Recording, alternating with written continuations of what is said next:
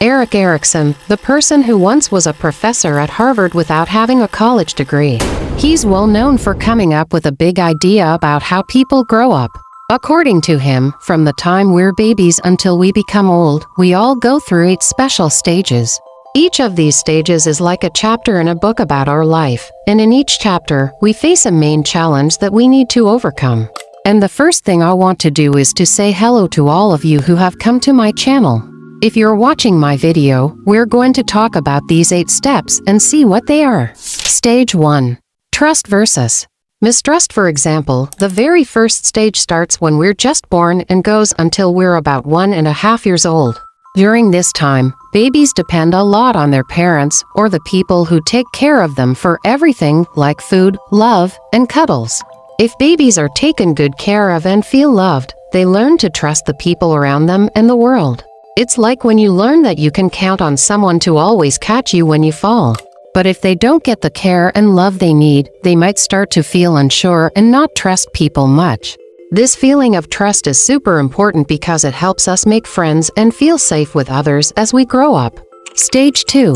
Autonomy versus shame and doubt. From 1.5 years to 3 years old. In this stage, little kids start to do simple things by themselves, like picking what they want to eat or what toy they want to play with. It's also the time when they learn to use the bathroom on their own, which is a big step for feeling independent. When kids get to choose and do things by themselves, it makes them feel good and confident. But if they don't get to try or if things don't go well, they might feel embarrassed or doubt they can do things by themselves. Stage 3. Initiative versus guilt. From 3 to 5 years old. During this time, little kids like to come up with their own ideas and play games they make up. They start to think about what they can do and try to do it. When they manage to do these things, they feel really good and think they can do even more. But if someone tells them off or makes them feel bad for trying their ideas, they might start feeling guilty for trying new things. This can make them shy away from trying or leading in the future. Stage 4. Industry versus inferiority. From 5 to 11 years old.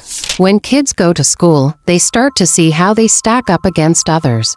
They try hard and want to do well. If their parents and teachers cheer them on and say good job, kids feel smart and believe in what they can do. If they don't get this kind of support, they might feel like they're not good enough or can't do things as well as others. Stage 5. Identity versus role confusion. From 12 to 18 years old.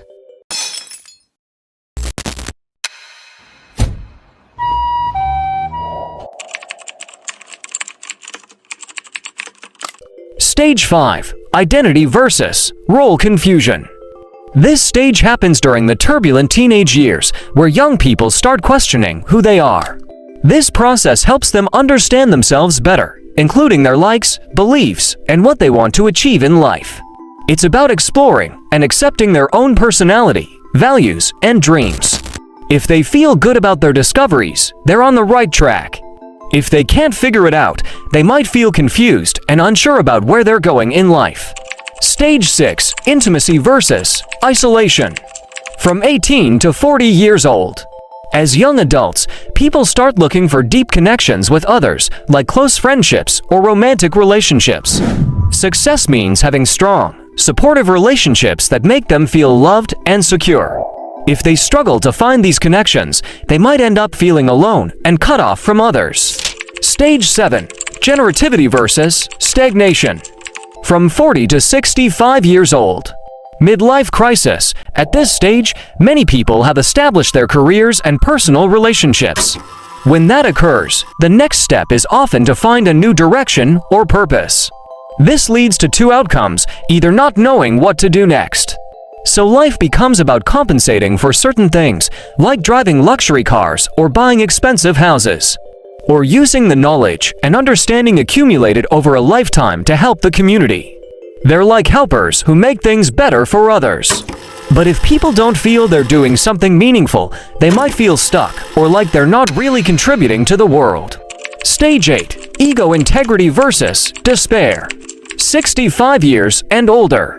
This is the time for looking back on life. If people feel happy with how they've lived, they're okay with getting older and aren't scared of what comes next, even if it means facing health issues or other losses. However, if people feel they missed out on too much or have lots of regrets, they might not be so comfortable with getting older. They could wish for a chance to do things differently, which can make them feel sad about the past. We're shaped not just by who we are today, but also by how we've handled what happened to us in the past. Erik Erikson's 8 stages of growth tell us about how we change and grow from when we're little kids until we get older. Starting with learning to trust people when we're babies, to making close friends as adults, and finally, looking back on our lives when we're old. Each part of life has its own challenges and chances to grow. Every time we overcome a challenge, we figure out a bit more about who we are and make a difference in the world around us.